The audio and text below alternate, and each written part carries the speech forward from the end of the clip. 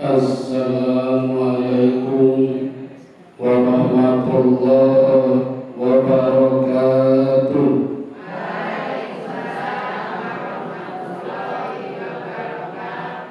Innal hamdalillah nahmaduhu wa nasta'inuhu wa nastaghfiruhu wa na'udzu billahi min syururi anfusina wa min sayyiati a'malina. May yahdihillahu fala mudilla lahu wa may yudlil fala hadiya lahu. Asyhadu an la ilaha illallah wahdahu la syarika lahu wa asyhadu anna Muhammadan abduhu wa rasuluhu la nabiyya ba'dah. Ibu-ibu jamaah pengajian pimpinan ranting Muhammadiyah yang dirahmati Allah, dalam menika kita sudah memasuki bulan Muharram, hari yang ke-6. Cepat mungkin. Ini ngantosi tanggal setunggal suwi banget. Mangke para tanggal setunggal cepat mangke. Bulan Muharram, ibu-ibu sekalian, satu dari 4 bulan yang dimuliakan Allah. Dari 12 bulan di tahun Hijriah, ada 4 bulan yang dirahmati Allah. Minha arba'atun ashhurun hurum, 4 bulan yang disucikan atau diharamkan. 3 bulan beriringan, yang 1 bulan terpisah. Bulan apa saja yang berdampingan? Syaban, Rajab, Ramadan. Yang terpisah Muharram. Dalam riwayat lain Nabi mengatakan yang berdampingan Dzulqa'dah, Dzulhijjah, Muharram. Yang terpisah Rajab. Kok benten mboten usah bingung ibu-ibu, Nabi kita Muhammad sallallahu alaihi wasallam orangnya cerdas. Kapan harus mengatakan bulan yang dimuliakan adalah Dzulqa'dah, Dzulhijjah, Muharram dan Rajab? Kapan Nabi harus mengatakan bulan yang dimuliakan adalah Rajab, Syaban, Ramadan dan Muharram? Ketika Nabi berada di satu daerah, satu kampung, satu tempat, orang-orangnya tidak suka dengan bulan Dzulqa'dah, Dzulhijjah, Muharram dan Rajab, Nabi mengatakan 4 bulan ini yang dimuliakan. Ketika Nabi bepergian sampai di satu daerah, satu kampung yang tidak suka dengan bulan Rajab, Syaban, Ramadan dan Muharram, Nabi mengatakan 4 bulan ini yang dimuliakan. Pinter toh Bu? Nabinya sapa niki? Itu artinya ibu-ibu, semua bulan sebenarnya baik, masing-masing punya ciri kemuliaan sendiri-sendiri. Sama dengan hari pun begitu. Semua hari adalah baik, karena semua hari yang memberikan nama adalah Allah Subhanahu wa ta'ala. Ahad dari kata wahidun, hari pertama. Isnaini, hari kedua menjadi Senin. Thalatha, hari ketiga menjadi Selasa. Arba'a, hari keempat menjadi Rabu, dan seterusnya. Karena Allah sendiri yang memberikan nama-nama hari, maka semua hari adalah baik. Tidak ada hari jelek, tidak ada hari buruk, tidak ada hari sial, tidak ada hari naas. Kalau sampai malam ini panjenengan masih ada yang mengatakan bahwa hari Jumat adalah hari baik, tolong diperbaiki ibu-ibu, diganti. Kelihatannya sepele, tapi ini persoalan akidah. Jadi kalau kita mengatakan hari Jumat adalah hari baik, sama saja kita mengatakan bahwa selain hari Jumat tidak baik atau jelek. Yang paling aman, Bu, kalau kita mengatakan hari Jumat adalah hari Sayyidul Anam, hari yang paling mulia, hari yang paling baik. Jadi kalau kita mengatakan hari Jumat adalah hari yang paling baik, hari selain Jumat masih baik. Aman tuh, Bu? Tapi kalau kita mengatakan hari Jumat adalah hari yang baik, berarti sama saja kita mengatakan selain hari Jumat adalah hari yang jelek. Itu bertentangan dengan sifat Allah. Karena Allah sendiri yang memberikan nama-nama hari. Jadi semua hari adalah baik, tidak ada hari jelek. Paham ya? Sekarang kita buktikan. Nabi Muhammad lahir hari apa, Bu? Senin, bukan Jumat. Kalau hari Jumat baik, berarti Senin jelek dong. Nabi Muhammad berarti jelek dong. Oh, gugur. Bukan masalah harinya. Nabi Muhammad meninggal hari apa, Bu? Senin, bukan Jumat. Kalau hari Jumat baik, berarti Nabi Muhammad jelek dong kalau meninggalnya Senin. Saniki tak wale. Fir'aun meninggalnya hari apa, Bu? Jumat. Namrud meninggalnya hari apa, Bu? Jumat. Berarti baik dong Fir'aun? Tidak. Fir'aun itu taubatnya ditolak oleh Allah ketika ditenggelamkan di lautan, jasadnya dilemparkan ke daratan, masih hidup. Lalu berkata di hadapan Musa, "Ya Musa, kalau akhirnya begini, baiklah aku bertobat dan aku yakin dengan Tuhanmu." Malaikat Jibril menjawab, "Terlambat Fir'aun, tobatmu ditolak, sisan dilelepkan teng laut niku." Itu kejadiannya hari Jumat tanggal 10 Muharram. Namrud ngingatkan. Namrud, Bu, kenal mboten? Wah, oke. Namrud itu raja yang pernah berkuasa di zaman kenabian Nabi Ibrahim alaihi salatu wassalam. Namrud adalah raja yang lalim. La itu tidak, lim itu dari kata alim, berilmu. Jadi kalau lalim artinya tidak berilmu. Tidak berilmu artinya tidak berakal. Kalau tidak menggunakan akal, lalu menggunakan apa? Okol. Jadi Namrud ketika itu menggunakan kekuasaannya, menggunakan kekuatannya, bahkan menggunakan hawa nafsunya untuk menjadi raja terkuat dari 6 raja yang berkuasa ketika itu. Tetapi ambisinya dipatahkan oleh seorang anak kecil yang pagi itu masuk ke dalam kamarnya Namrud. Anak kecil ini mengatakan, "Ya Namrud, kamu tidak akan pernah menjadi raja yang terkuat di dunia selama di sampingmu masih banyak wanita-wanita." Namrud marah, maka semua danyang-danyang kerajaan dibunuh semua, termasuk anak kecil yang masuk ke dalam kamarnya juga dibunuh. Pagi harinya anak kecil itu nongol lagi di kamarnya. Namrud kaget, "Bukankah sudah aku bunuh? Kenapa masih hidup?" Anak kecil ini mengatakan, "Engkau ya Namrud tidak bisa membunuhku karena aku adalah iblis. Kalau kamu pengen jadi raja terkuat di dunia, kamu harus sujud kepadaku, kamu menjadi hambaku, bersekutu denganku," kata iblis.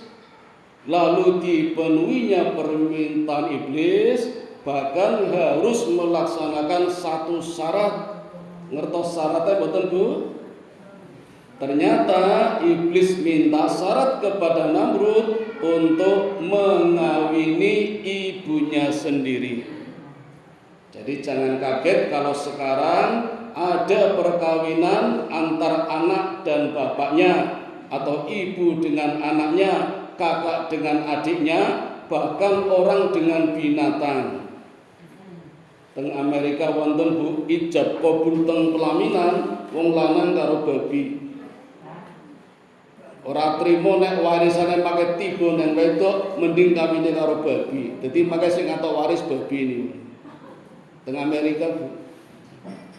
Bahkan Cina-Cina, mohon maaf, wanita-wanita Jepang rela menceraikan suaminya, mending kawin dengan robot-robot buatannya. Niku teng Jepang Bu. Sing ketoke wonge pinter ning malah keblinger. Dulu kita mainannya cuma karet tapi menjadi pintar. Sekarang banyak orang main internet malah keblinger. Naudzubillah min dzalik. Itu yang terjadi di zaman berkuasanya Namrud, bahkan mengangkat dirinya jadi Tuhan di usia 30 tahun. Jadi sepeninggal bapaknya, Namrud dinobatkan menjadi raja di usia 30 tahun, sekaligus mengangkat dirinya jadi Tuhan. Heboh ketika itu, satu-satunya orang pertama yang mengangkat dirinya jadi Tuhan. Maka kebiasaannya ibu setiap bangun tidur, habis mandi besar, Namrud duduk di singgasananya. Begitu tirai dibuka, semuanya menyembah. Tidak mengatakan raja, tapi Tuhan. Ya Tuhanku Namrud, ya Tuhanku Namrud. Dan barang siapa menyebut Namrud Tuhan, minta apa saja pasti diberikan. Minta onta dikasih onta, minta kuda dikasih kuda, minta rumah dikasih rumah. Jadi kalau cuma dikasih sepeda Bu, masih murah nih. Asal memanggil Namrud sebagai Tuhan. Rusak dunianya, Allah kirimkan Nabi Ibrahim untuk menghancurkan kekuasaannya Namrud. Nah, ibu-ibu, ketika Namrud sedang keluar kota, Ibrahim masuk ke tempat peribadatannya Namrud. Patung-patung kecil yang jumlahnya ratusan dihancurkan semua. Kalau sekarang petilasannya masih Bu. Jadi kalau panjenengan mau lihat di Babilonia ada pegunungan namanya Pegunungan Namrud. Itu masih banyak sisa-sisa patung yang dihancurkan oleh Ibrahim. Patung-patung kecil tapi gede. Wong kepalanya saja sebesar ini Bu. Ini kepalanya, apalagi badannya. Itu patung yang kecil, apalagi patung yang gede, gede banget. Namrud pulang dari luar kota, melihat Tuhannya berantakan, marah besar. Siapa yang melihat orang yang menghancurkan ini? Ada yang lapor, saya lihat Ibrahim. Kata Namrud, tangkap Ibrahim. Tapi nggak ada saksi, tangkap dulu, saksi belakangan. Tangkap dulu. Lalu disidang secara terbuka di hadapan semua rakyatnya. Ibrahim, saya dengar semua patung dihancurkan. Kata Ibrahim, siapa bilang? Itu ada patung yang besar, masih utuh. Bahkan ada kampak sedang di pangkuannya. Mungkin yang besar itu usil, semuanya dibantai. Coba aja tanya patung yang besar. Kata Namrud, gila kamu Ibrahim. Mana mungkin aku tanya pada patung yang gak bisa ngomong. Kata Ibrahim, kalau gak bisa ngomong, kenapa disembah? Yang gila saya apa kamu raja? Ibrahim nggak nyebut Namrud Tuhan, nggak nyebut raja, bilangnya cuma Namrud aja. Maka marah besar Namrud. Dan biasa orang besar, raja kalau marah ya suka membentak. Padahal sudah jelas-jelas kalah, tapi karena malu membentak. Diam kamu Ibrahim. Kamu harus siap menerima hukuman. Maka hukuman yang terberat ketika itu adalah hukuman dibakar hidup-hidup. Ahli sejarah memperkirakan tingginya api sekitar 50 meter. Dan Ibrahim tidak dilemparkan begitu saja, tapi dilontarkan dulu ke atas sampai satu ketinggian baru dijatuhkan. Dalam kondisi yang sangat kritis ini Allah kirimkan 3 malaikat malaikat Jibril, malaikat Mikail, dan malaikat rahmat. Menawarkan jasanya. Ibrahim tidak menerima tawaran dari para malaikat. Kata Ibrahim, aku hanya membutuhkan pertolongan dari Allah. Maka Ibrahim di dalam kobaran api hanya membaca zikir nasrum minallah wa ni'mal wakil, ni'mal maula wa ni'mal nasir. Nasrum minallah wa ni'mal wakil, ni'mal maula wa ni'mal nasir. Hanya Allah yang memberikan pertolongan kepadaku, dan cukup Allah yang memberikan pertolongan kepadaku. Allah pun mengirim bala tentara berupa binatang-binatang yang untuk mematikan api. Allah pun berfirman kepada api, ya naru kuni bardan wassalaman Ibrahim. Wahai api, dinginlah kamu dan selamatkanlah Ibrahim. Ini ada di Quran, Bu. Dan sekarang banyak pemuda-pemuda yang sedang mengamalkan ayat ini. Ya naru kuni bardan wassalaman Ibrahim. Katanya kalau membaca ayat ini, Bu, dibakar tidak mempan. Ajeng nyobi. Makanya langsung nggih lungguh di atas kompor gas. Insya Allah hangus. Tak urip ke kula mangke.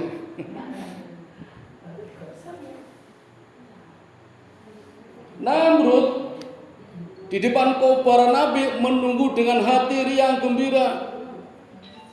Tapi begitu api padam, tinggal tumpukan abu, tiba-tiba bergerak-gerak. Ternyata Ibrahim muncul, masih segar bugar. Bahkan dalam riwayat seperti kehujanan basah kuyup. Jadi kaget itu. Kata Namrud, wah ini bukan manusia nih, ini jin ini.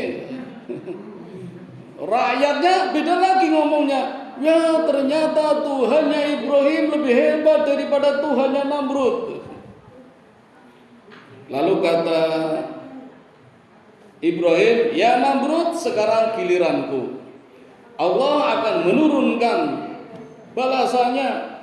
Tidak perlu dengan gempa bumi, tidak perlu dengan pasukan. Allah cukup mengirimkan seekor lalat yang masuk ke dalam hidungnya Namrud, muter-muter di kepala sampai otaknya. Jadi seharian Namrud pekerjaannya hanya garuk-garuk kepala, garuk-garuk wajah, tangan, kaki, badan. Sampai sore hari sudah tidak kuat lagi, jatuh terkapar Namrud, berdarah-darah. Telinganya keluar darah, matanya, hidungnya, mulutnya mati hanya oleh seekor lalat.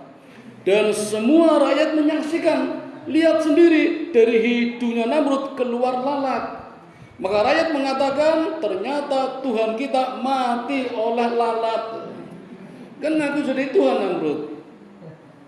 Dan ini kejadiannya ibu-ibu tanggal 10 Muharram. Jadi kalau saya boleh mengatakan ibu-ibu, Muharram itu artinya turn point, titik balik. Ada sisi gelap menjadi terang. Berarti hijrah. Minad dzulumat ila nur. Jujur saja, tokoh wanita kita Raden Ajeng Kartini yang menulis buku Habis Gelap Terbitlah Terang, inspirasinya dari ayat ini, minad dzulumat ila nur. Dari dari kegelapan menjadi terang. Dari gelap menjadi terang. Dari kegelapan menjadi terang. Itu namanya hijrah. Muharram, ya, turn point, titik balik. Ibrahim dari gelap menjadi terang. Titik baliknya Allah berikan pertolongan. Begitu pula nabi-nabi yang lain seperti Nabi Adam juga mengalami titik balik. Itu pun terjadi tanggal 10 Muharram. Apa peristiwanya? Taubatnya diterima Allah Subhanahu wa ta'ala. Apa sih kesalahan Adam? Cuma satu, Bu. Makan buah khuldi. Kata Allah, ya Adam, aku jadikan kamu dari tiada menjadi ada. Aku tahu kamu kesepian 130 tahun jomblo, maka aku jadikan Hawa menjadi istrimu setelah Adam usianya 130 tahun untuk menemanimu. Surga lengkap dengan fasilitasnya. Kalau mau makan silakan makan sepuas-puasnya, minum sepuas-puasnya, pakaian silakan pilih yang kamu suka. Satu saja yang aku larang, yaitu jangan makan buah huldi. Itu saja kamu tidak mampu, keluar dari surga. Nabi Adam, Bu, hanya satu kesalahan dikeluarkan dari surga. Kira-kira kula panjenengan sedinten salah pinten, Bu? 20 wonten nggih. Kok ajeng nyuwun lebet surga nggih. Katose mboten imbang nggih. Ning terus Nabi Muhammad saged, Bu. Tapi nanti nggih jawabannya di akhir pengajian. Nek waktune cekap, nek mboten pertemuan berikutnya.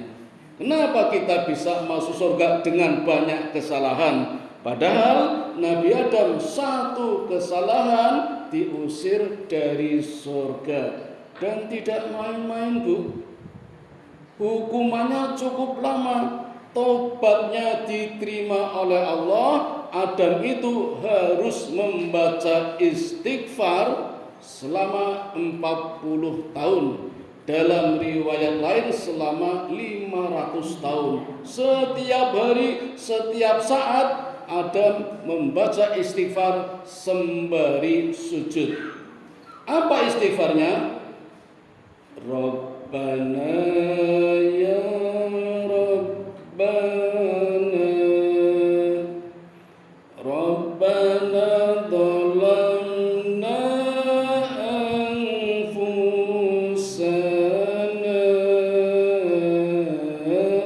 wa illam taghfir lana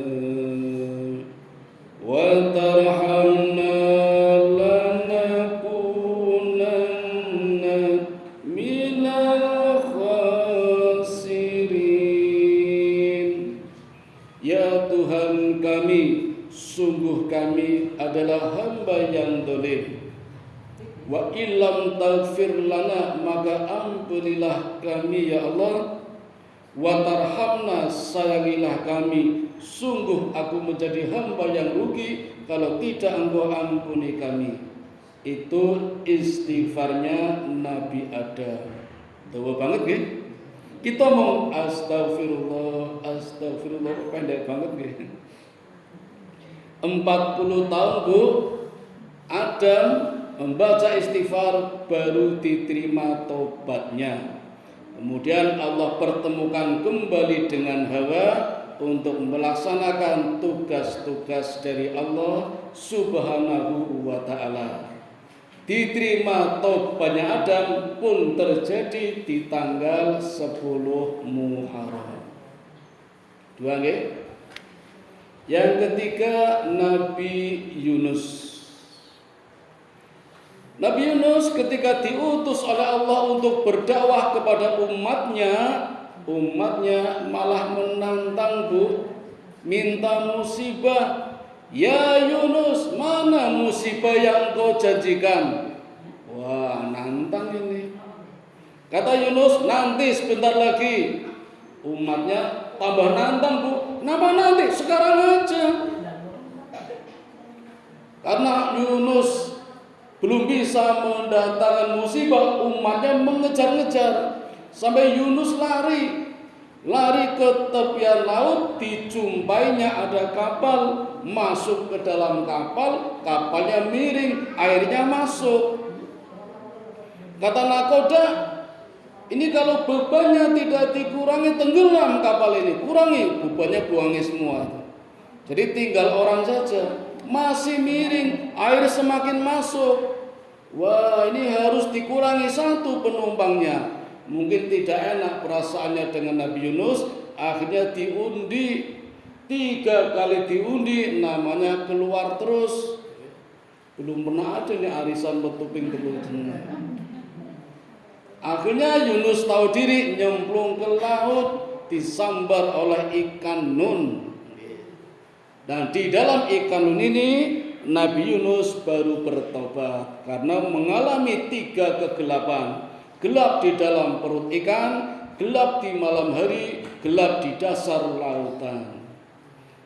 Membaca istighfar. Apa istighfarnya Nabi Yunus?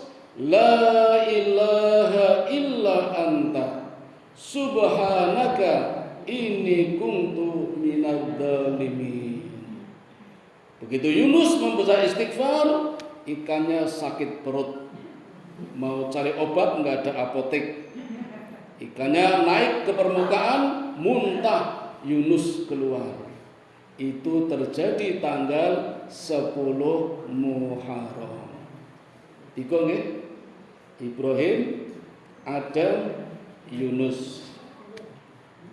Saniki Nabi Nuh. Nabi Nuh juga menghadapi umat yang memiliki karakter yang sama jeleknya. Ketika diceramai, umatnya tutup telinga. Ada yang menutup dengan tangan kanan, ada yang menutup dengan tangan kiri, ada juga yang silang. Ngaten. Itu umatnya Nabi Nuh. Mirip dengan umatnya Nabi Syuaib. Nabi Syuaib walaupun jago pidato, orator, tetapi ketika memberikan ceramah kepada umatnya itu pada meletakkan kepalanya di tengah kedua lututnya. Ngaten Bu. Nah, punten nggih, tak contohkan ning mboten usah dipraktekkan. Kula namung nyontohi mawon. Kedua lututnya ditekuk, sirahe mlebet mriki. Waduh angel banget ini. Itu umatnya Nabi Yakub. Makanya ketika Allah memberikan musibah selama seminggu bertubi-tubi, umatnya mati semua dalam kondisi bergelimpangan seperti ini. Ana sing ngaten, ana sing glempang, jembalikan ning ngaten kabeh niku. Umatnya Nabi Syuaib. Nggih, maka Nabi kita melarang kalau kita pas pengajian duduknya ngaten enggak boleh. Napa malih ibu nggih? Bapak-bapak saja enggak boleh. Saya cuma nyontohkan biar paham. Sama ngaten enggak boleh nggih. Ini mboten pareng nggih. Nah, pas pengajian mboten asal. Ini teng griya nonton TV, nonton Ikatan Cinta mboten napa-napa. Ini pas pengajian mboten angsal. Niki pun main Ikatan Cinta nggih. Mboten Bu, kula jejeri lare kula nek mboten niku ndak salah terus dadi tak jejeri. Kula pura-pura ceklan HP niki. Niku umatnya Nabi Syuaib. Nabi Ibrahim pun Nabi Nuh juga seperti itu umatnya. Diceramai pada tutup telinga. Selama 800 tahun Bu Nabi Nuh berdakwah hanya mendapatkan umat 80 orang. Rata-rata 10 tahun berdakwah cuma dapat 1. Ustadz mana yang sanggup ceramah 10 tahun entuk jamaah mung siji. Iki lumayan kata Bu. Lo tak hitung ketoke 200 ono iki. Kali sing teng dalan iki. Nabi Nuh mung siji Bu setahun. Pimpinan partai mana yang kuat kampanye 10 tahun entuk siji sing nyoblos mboten wonten. Sekolah mana yang kepala sekolahnya sanggup jadi kepala sekolah, kalau yang daftar siswa cuma 1 bubar sekolahnya. Nabi Nuh pun mengalami seperti ini, lalu berkelakar kepada Allah. Ya Allah, siang malam aku berdakwah, pagi sore aku sampaikan risalahmu, tetapi umatku setiap aku berikan pelajaran selalu tutup telinga. Sudah ya Allah, hancurkan saja, berikan azab kepada umatku. Itu permintaan Nabi Nuh. Kalaupun nanti anaknya juga sama dengan orang tuanya, sama-sama jadi kafir, udah ya Allah selesaikan aja lah. Kata Allah, maunya gimana Nuh? Hancurkan saja ya Allah. Begitu iya. Buat kapal Nuh, akan aku datangkan banjir. Dengan apa ya Allah? Ya dengan kayu, masa dengan kertas. Caranya tanam pohon. Kalau sudah jadi pohon besar, tebang kayunya, buatkan kapal. 50 tahun Bu, menanam pohon dulu, pohon jadi besar, tebang, jadikan kapal. Jadi ternyata dakwah butuh waktu, butuh kesabaran, tidak langsung jadi zimsalabim abrakadabra, tidak.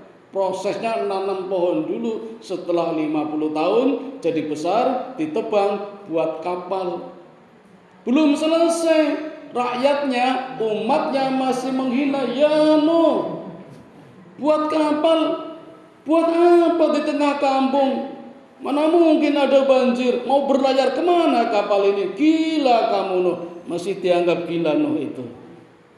Tapi ini perintah Allah. Maka Nuh laksanakan membuat kapal yang kala itu Bu menjadi kapal yang terbesar di dunia. Bagaimana tidak? Tingginya kapal diperkirakan sekitar 80 kaki, panjangnya 120 kaki, lebarnya 50 kaki. Dan kapalnya Nabi Nuh menurut ahli sejarah mampu mengangkut 200.000 orang, ditambah 2.000 binatang ternak, 4.000 binatang melata, dan 6.000 jenis unggas. Mereka naik berpasang-pasangan satu persatu, semuanya naik. Nuh kontrol, siapa tahu ada yang ketinggalan. Cari anaknya. Anaknya Nuh berapa Bu? 4. Ham, Syam, Yafis, Yam. Sing ragil niki sing beli. Jenenge Yam. Bahasa Israelnya Kan'an. Tapi nama aslinya Yam. Kan'an enggak ada. Kok enggak ada? Turun ke bawah. Ketika Nuh turun ke bawah kapal, Nuh lihat orang-orang kafir juga naik kapal. Tapi tidak lama keluar lagi. Kenapa kok keluar? Ternyata hanya buang air, buang najis. Wah ngecek toh Bu. Melu kapal orang gelem malah buang najis. Nuh naik ke atas, cari anaknya. Kan'an ada nggak? Nggak ada Nuh. Ternyata Nuh melihat Kan'an kumpul bersama orang-orang kafir. Dari atas kapal Nuh berteriak, memanggil Kan'an, "Ya bunayya irkam ma'ana." Wahai anakku, naiklah ke kapal. Apa kata Kan'an? Ya ayahku, aku enggan naik kapal. Kata Nuh, Allah sedang murka, segera naik kapal. Tidak ya ayahku, kalau terjadi banjir besar aku akan naik ke gunung. Nuh belum mengatakan banjir sudah datang menghantam gunung, gunungnya berantakan, maka Kan'an tenggelam. Dalam kepedihan Nabi Nuh akhirnya menyadari kalau bencana yang datang memang Nuh menghendaki, tapi anak yang dihantam banjir Nuh tidak menghendaki. Tapi Allah menjawab, "Ana urid wa anta turid." Kamu punya kemauan, aku pun juga punya kemauan. Tapi kemauanku kata Allah lebih utama, lebih kuat daripada kemauanmu. Anggap saja ya Nuh, Kan'an itu bukan anakmu walaupun dari darahmu, tetapi keyakinannya berbeda, maka ikhlaskan saja. Jadi Nuh selamat dari banjir besar, banjir terbesar di dunia.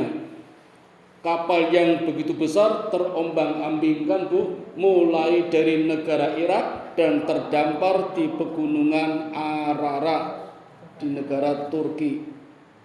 Sekarang bangkai kapalnya masih ada Bu, di pegunungan Ararat. Ararat itu artinya pegunungan kesengsaraan. Banyak orang yang gagal naik ke pegunungan sana, hanya sedikit sekali yang berhasil. Itu ada di pegunungan Turki, tempat ditemukannya kapalnya Nabi Nuh. Jadi Allah selamatkan Nabi Nuh, dan itu terjadi pada tanggal 10 Muharram. Begitu pula Nabi Musa, ketika dikejar-kejar Fir'aun sampai di perbatasan lautan, Musa tidak tahu apa-apa. Allah perintahkan, ya Musa, lemparkan tongkatmu ke lautan. Maka begitu dilempar, laut terbelah menjadi jalan tol. Ini bukan maunya Musa. Musa tidak tahu kalau tongkatnya bisa membelah lautan. Itulah yang namanya mukjizat. Nabi nggak pernah minta, tapi Allah yang berikan. Dalam kondisi kritis, dalam kondisi terjepit, Allah berikan pertolongan. Maka Musa dengan umatnya segera menyeberang, harus segera. Kalau terlambat saja, sama-sama tenggelam, Bu. Sebenarnya Fir'aun ragu, Bu. Ngoyak ora ya, ngoyak ora ya. Ini dalam sejarah diceritakan, Fir'aun pun ragu sebenarnya. Sebenarnya ragu-ragu ini, kalau saya ngoyak tenggelam ini. Tapi gengsi, masa raja membiarkan umatnya begitu saja selamat? Aku kejar, kata Fir'aun. Tapi yang terjadi begitu Musa dan umatnya bisa menyeberang lautan, Fir'aun tidak bisa, dihantam oleh 2 arus besar, tenggelam dengan bala tentaranya. Tapi Allah berikan kekuasaan, masih hidup itu, bertaubat, tapi taubatnya ditolak. Tapi jasadnya masih utuh untuk pelajaran bagi yang hidup. Dan sekarang ada di dalam piramid, masih utuh jasadnya dengan nama Paramo Ramses II. Nek jenengan teng mriku, Bu, nyobi nggih mlebet munggah mangke belok kiri. Ada tulisan bayar $100. Memang Fir'aun raja yang dolim, sudah meninggal saja masih minta bayaran. Itu bayar $100. Itu kejadiannya pun tanggal 10 Muharram. Jadi sekali lagi Ibu-ibu, bulan Muharram merupakan bulan turn point, titik balik. Perubahan. Nah, perubahan ke yang lebih baik itu namanya hijrah. Maka benar bulan Muharram dijadikan patokan untuk tahun Hijriyah. Tahun yang perhitungannya menggunakan bulan Komariah. Maka jumlah harinya dalam sebulan hanya 2 macam, 29 atau 30 hari. Jadi kalau kita di bulan Ramadan berpuasa sudah 30 hari, pasti besok Idul Fitri nggak mungkin 31 hari. Berbeda dengan bulan Miladiah, sama-sama 12 bulan, tapi jumlah harinya kalau tidak 30, 31. Bahkan Februari 28, kadang 29. Tapi datangnya 4 tahun sekali, yang disebut dengan nama tahun kabisat. Nek wonten bocah lahir tanggal 29 Februari, ulang tahunnya 4 tahun pisan. Ngirit ning kadone sithik. Tapi itu enggak ada ajarannya, Bu. Ya. Beda dengan bulan Hijriah. Ya, mulai dari Muharram, Safar, Rabiul Awal, Rabiul Akhir, Jumadil Awal, Jumadil Akhir, Rajab, Sya'ban, Ramadan, Syawal, Dzulqa'dah, Dzulhijjah. Kalau Miladiah, Yanairu, Febrairu, Maris, Ibril, Mayu, Yunia, Yulia, Agustus, September, Oktober, November, Desember. Niku nama-nama bulan Miladiah. Ibu-ibu yang dirahmati Allah, berbicara masalah bulan, tahun, tanggal, hari, sebenarnya berbicara tentang musayyar. Ngertos musayyar mboten? Musayyar itu sifatnya dependen. Ada ketergantungan dari Allah. Apa saja Allah berikan kepada kita, kita terima beres. Tinggal satu saja tuntutan Allah, kita harus mensyukurinya. Dan gak ada pengaruhnya dengan pahala dan dosa. Bahkan tidak menyebabkan orang masuk surga dan neraka. Itu namanya musayyar. Termasuk hari tadi, Nabi Muhammad meninggal dan lahir hari Senin. Apa masuk neraka? Boten. Karena hari Senin juga baik. Fir'aun, Namrud meninggal hari Jumat. Apa masuk surga? Tidak. Karena hari itu musayyar. Termasuk tanggal lahir, tanggal kematian, berapapun tanggalnya, semuanya adalah baik. Karena kita tidak tahu kapan kita akan dilahirkan, kapan kita akan meninggal. Maka sekali lagi ibu, jangan sampai kita mengatakan tetangga kita baik ya meninggalnya hari Jumat. Di kampung saya Bu, dalam seminggu ada 2 seripah. Yang satu hari Jumat, yang satu hari Selasa. Pas kula takziah dinten Selasa, kula jejer sing seripah, sing ngajengan kula cerita, Pak Aziz, wingi apik ya sing matine Jumat niku tanggane kula, tangga kita. Niku cerita pas takziah dina Selasa. Apa ora keloro-loro, Bu? Tak keplak langsung wong niku. Meneng ora cerita. Wah, hati-hati. Padahal amalnya bagus yang ini, rajin ke masjid, asing Jumat ini malah dong minggu terus. Itu musayyar. Termasuk orang tua kita, Bu. Mungkin di antara kita ada yang orang tuanya jadi dokter, orang tuanya dosen, orang tuanya penjahat. Itu enggak ada. Kitab dosa enggak ada. Kita enggak berdosa karena orang tua kita. Kan kita enggak minta kalau orang tua kita, ya Allah berilah orang tua kita, berilah orang tua seorang penjahat. Enggak pernah minta. Tahu-tahu Allah berikan kita orang tua yang penjahat atau yang beda agama. Kita pun enggak pernah minta orang tua kita diberikan oleh Allah seorang dokter. Jadi enggak ada hubungannya. Itu namanya musayyar. Termasuk rambut, telinga, mata, hidung, mulut, warna kulit, itu musayyar. Kita nggak pernah ya Allah berikan anak saya rambutnya keriting, lurus, panjang, poni, nggak pernah minta. Maka rambut apapun yang Allah berikan kita namanya musayyar, nggak ada pahalanya, nggak ada dosanya. Apa yang rambutnya keriting masuk surga? Belum tentu. Rambutnya panjang masuk neraka? Belum tentu. Itu namanya musayyar. Sama dengan telinga, yang telinganya jeber apa masuk surga? Belum tentu. Yang telinganya kecil masuk neraka? Belum tentu. Enggak ada hubungannya, enggak ada pahala dan dosa. Itu namanya musayyar. Yang matanya sipit, bloro, lebar, meloto, enggak ada pahala dan dosa karena musayyar. Termasuk warna kulit. Kalau kulitnya putih apa masuk surga? Belum tentu. Yang kulit hitam masuk neraka? Belum tentu. Monggo Bu, disami boten napa-napa. Oh, pun telas tuh. Ngomongnya di plastik mau Bu.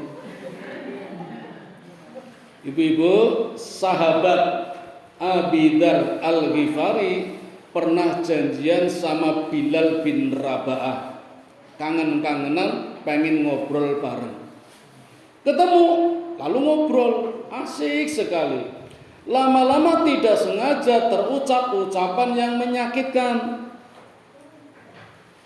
Sahabat Abi Dzar Al-Ghifari kulitnya putih, orangnya tampan. Keceplosan ngomong sama Bilal, ya Bilal sok tahu loh, kamu itu kulit hitam, budak. Bilal tersinggung Bu, lalu lapor kepada Nabi. Abi Dzar ngoyak.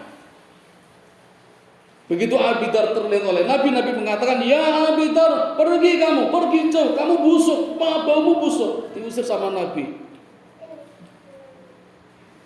Kulitnya putih, tampan, tapi diusir oleh Nabi karena mulutnya busuk. Gara-gara menghina Bilal, "Cok tahu kamu kulit hitam." Nabi justru bilang kepada Bilal, "Ya Bilal, adzan. Aku kangen dengan suaramu." Bahkan ketika peristiwa Isra wal Mi'raj, Bu, Nabi melihat sandalnya Bilal di sorga. Orangnya masih hidup di bumi, tapi sandalnya sudah masuk surga.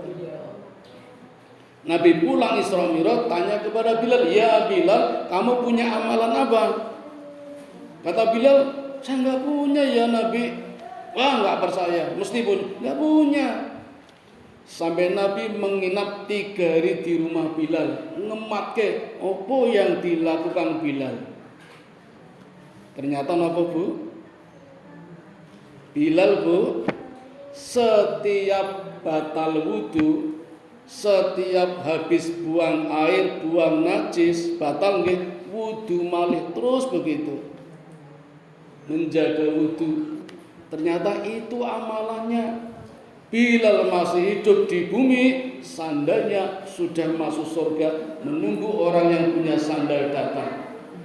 Begitu mulianya Bilal, maka ketika Abi Dzar Al-Ghifari menghina, Rasul marah, malah mengusir Abi Dzar, "Pergi, bau busuk kamu itu." Jadi intinya ibu-ibu, innallaha la yanzuru ila suwarikum wa amwalikum, walakin yanzuru ila qulubikum wa a'malikum. Sesungguhnya Allah tidak melihat rupa, wajah, tampan, cantikmu, bahkan tidak melihat harta benda kekayaanmu, enggak dilihat. Walakin yanzuru ila qulubikum wa a'malikum. Yang Allah lihat adalah hatimu dan amal perbuatanmu. Itu yang Allah lihat. Dan amal perbuatan inilah yang disebut muhayyar. Lawannya musayyar. Nah, muhayyar itu artinya ada ikhtiar. Ketika ikhtiarnya baik menjadi amal soleh, ketika ikhtiarnya buruk menjadi amal salah. Kalau kita tahu, Bu, amal soleh adalah 1 dari 3 amal yang pahalanya tidak akan terputus walau orangnya sudah meninggal. Apa mohon, Bu? Amal jariyah, ilmu yang bermanfaat, anak yang soleh. Amal jariyah dari kata jari. Amal apa saja yang dilakukan dengan jari kita namanya amal jariyah. Dengan jari-jari kita berbuat baik namanya amal jariyah. Ilmu yang bermanfaat, ilmu apa saja yang panjenengan peroleh, diamalkan, bermanfaat, pahalanya mengalir. Dan anak soleh, Bu, ini yang luar biasa. Nabi menggambarkan di dalam hadis, besok anak soleh, Bu, mungkin masuk surganya lebih dulu daripada orang tuanya. Kalau panjenengan punya anak soleh, anaknya jenengan masuk surga duluan daripada jenengan. Kalau jenengan sebagai anak soleh, masuk surganya duluan jenengan daripada orang tua jenengan. Dan kata Nabi, ketika anak soleh ini masuk surga, anak soleh ini mencari orang tuanya. Sampai Allah menegur, "Ya waladun soleh, apa yang kamu cari?" Anak soleh ini mengatakan, "Ya Tuhanku, aku mencari orang tuaku." Kata Allah, "Orang tuamu lagi dihisab di padang mahsyar." Kata anak soleh, "Ya Allah, berikan kemudahan, cepatkan, lancarkan hisabnya." Ini anak soleh, Bu. Maka Allah penuhi permintaannya, hisabnya dipercepat, dimudahkan, dilancarkan. Begitu selesai, orang tuanya dipersilakan masuk surga. Anak soleh meminta kepada Allah, orang tuanya duluan masuk surga, Aku nanti, kata anak soleh. Itu anak soleh, Bu. Kalau kita punya anak 10, satu saja ada yang soleh, sudah ayem, Bu. Apalagi semuanya soleh. Kata Nabi, punya 3 anak perempuan, tiket masuk surga. Sudah punya tiket, tinggal berangkatnya kapan? Kapan, Bu? Ya meninggal dulu. Orang meninggal, orang mangkat-mangkat nih. Itu amal soleh. Itu yang dilihat oleh Allah. Nah, di bulan Muharram ini, ibu-ibu, amal soleh apa yang diutamakan? Kata Nabi, di antaranya adalah memperbanyak membaca istighfar. Sebagaimana para nabi tadi juga banyak membaca istighfar. Cuma istighfarnya nabi kita berbeda dengan istighfarnya para nabi tadi. Bagaimana istighfar yang diajarkan oleh Nabi Muhammad sallallahu alaihi wasallam? Yang paling pendek membaca Astaghfirullah. Tambahi boten? Monggo. Astaghfirullahaladzim. Kok kurang panjang? Tambahi malih. Astaghfirullahaladzim alladzi la ilaha illa huwal hayyul qayyum wa atubu ilaih. Kok kepanjangan? Ya kurangi meneh. Ping pinten, Bu? Sebenarnya, Bu, satu istighfar saja mampu menghapuskan dosa setinggi langit pertama. Cukup istighfar astaghfirullahaladzim itu sudah mampu menghapus dosa setinggi langit pertama. Tapi kenapa harus diulang-ulang sampai puluhan kali, ratusan kali, bahkan ribuan? Karena kita juga sering mengulang-ulang kesalahan kita. Wis istighfar dosa meneh, istighfar dosa meneh, maka harus diulang-ulang. Jane nek mboten berbuat kesalahan, cukup sekali saja sudah mampu menghapuskan dosa kita. Nah, kalau mengulang berapa kali? Nabi Muhammad di luar sholat sehari membaca istighfar 70 kali. Di riwayat lain 100 kali. Ibnu Taimiyah ketika sedang susah, sedih, gundah gulana, resah, gelisah, itu membaca istighfar sehari 1000 kali. Ibnu Taimiyah. Syekh Jabir almarhum itu membaca istighfar sebelum subuh. Jadi setelah sholat tahajud masih ada waktu sambil nunggu adzan membaca istighfar. Berapa kali? Ya secepatnya karo ngenteni adzan. Dan setelah subuh, setelah adzan sambil nunggu qomat, Syekh Jabir juga mengajarkan banyak membaca istighfarnya Nabi Nuh. Tadi Nabi Yunus sudah, Nabi Adam sudah, Nabi Nuh bagaimana istighfarnya? Subhanallah, subhanallah wa bihamdi, subhanallahil adzim, subhanallah wa bihamdi, subhanallahil adzim. Itu istighfarnya Nabi Nuh. Dibaca 100 kali setelah adzan subuh sampai qomat. Cukup mboten wektu niku? Pernah tak coba cepet saged, Bu. Ini suwi ora tekan. Tergantung masjidnya qomate suwi napa mboten. Ketone mubarak suwi niki. Nah niki mboten tos niki. Kan wonten jam digital nggih. Kudune calling harus ngaten. Aja qomat sih. Semua urung rampung aku. Rampung akeh janjian. Niku istighfar, amalan yang utama. Ibu-ibu, tasih wonten sampun. Oke. Penutup nggih. Istighfar keajaibannya banyak. Di antaranya saya tutup dengan kisah teladan dari ulama besar bernama Imam Muslim. Suatu hari entah kenapa rasanya kangen, ingin keluar negeri. Dari Irak ke Palestina, Bu, waktu itu butuh waktu perjalanan selama 3 bulan. Gurono Grab, gurono Gojek. Sampai di sana ternyata malam, belum ada hotel, belum ada oyo, belum ada redor. Tapi menemukan masjid yang kebetulan pintunya masih terbuka. Lalu beliau masuk ke dalam masjid, setelah sholat tahiyatul masjid, tiduran di masjid. Sama marbotnya diusir, Bu. Keluar, nggak boleh, keluar. Marbotnya luar biasa nih, taat pada aturan. Tapi nggak tahu kalau yang diusir adalah imam besar, ulama dunia, imam muslim. Imam muslim pun nggak sombong, nggak bilang aku imam besar loh, ulama. Enggak. Dia tahu diri, maka keluar dari masjid. Imam keluar masjid, marbotnya pergi, imam masuk lagi ke dalam masjid, di teras tiduran. Marbotnya tahu, datang lagi, diusir lagi. Sampai akhirnya di depan masjid ada warung kecil. Ternyata warung itu pembuat roti. Dipanggilnya imam muslim, ya Syekh ta'ala, kesini saya, udah tidur aja di tempat saya, di warung saya.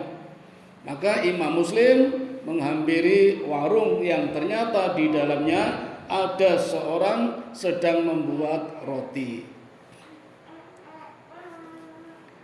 Justru semalaman imam muslim tidak bisa tidur, Bu. Penasaran melihat orang ini membuat roti, mulai dari mengambil gandum, membuka plastiknya, naruh gandumnya di ember, mencampur dengan adonan, diadu-adu, dijadikan roti, dikemasi. Yang dilihat oleh imam adalah bibirnya sang pembuat roti, umis-umis terus orang madeng-madeng. Apa nih, penasaran nih, saking penasarannya akhirnya imam muslim bertanya, ya fulan, saya lihat dari tadi, mulai dari membuka gandum sampai jadi roti, lisanmu tidak pernah berhenti. Gerangan apa yang engkau baca? Ternyata pembuat roti ini mengatakan, ya Syekh, yang aku baca adalah istighfar. Jadi mulai dari membuka plastik, menaruh gandum sampai jadi roti, aku selalu mengucap Astaghfirullahaladzim. Imam muslim bertanya, sejak kapan kamu baca itu? Sejak aku masih muda ya Syekh. Selama 8 tahun aku selalu membaca istighfar. Imam muslim nanya, terus apa yang kamu dapatkan dengan membaca istighfar setiap saat? Kata pembuat roti, apa yang aku minta kepada Allah, Allah selalu berikan. Doa-doaku tidak ada yang meleset, semua doaku dikabulkan. Hanya satu doa yang belum dikabulkan oleh Allah. Imam muslim nanya, emang doa apa yang kamu minta sampai Allah belum mengabulkan? Ya Syekh, aku berdoa, aku ingin dipertemukan dengan imam muslim. Orangnya di depannya itu, sampai tidak kenal. Dan ternyata doanya dikabulkan. Imam muslim, Bu, jangankan kita nggih, ulama-ulama besar itu mencari mana imam muslim, ulama besar, ingin belajar, ingin mencari ilmu. Kalau tahu mungkin di dunia lain, di negara lain akan dikejar. Ini tidak, Allah yang datangkan imam muslim ke pembuat roti, karena pembuat roti rajin membaca istighfar. Semua doanya tidak ada yang tertolak, termasuk doa ingin bertemu dengan imam muslim. Ternyata Allah mempertemukan dengan imam muslim. Itu keajaiban istighfar. Sampun nggih? Nggih, saya tutup sebagai amalan pendampingnya. Insyaallah menawi kiat nggih, panjenengan boleh mencoba tanggal 9 Muharram dan 10 Muharram menunaikan puasa sunnah, 9 puasa Tasu'a, 10 puasa Asyura. Jangan tanya pahalanya, insya Allah akan diampuni dosa-dosa kita setahun sebelumnya. Kemudian amalan lain baca sholawat, sodako, dan masih banyak yang lain. Tapi intinya tadi yang diutamakan adalah membaca istighfar. Nggih. Saya istighfar. Sakit nggih. Pokoknya istighfar. Mbok menawi wonten ingkang badhe ditanyakan, apa saya tutup dulu?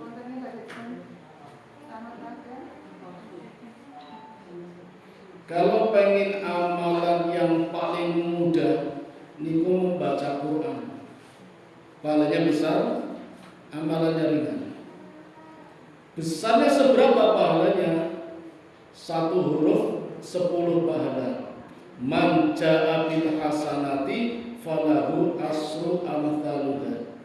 Jadi kalau membaca alif lam mim itu bukan 1 huruf tapi 3 huruf. 1 hurufnya 10, berarti pahala membaca alif lam mim 30 kali.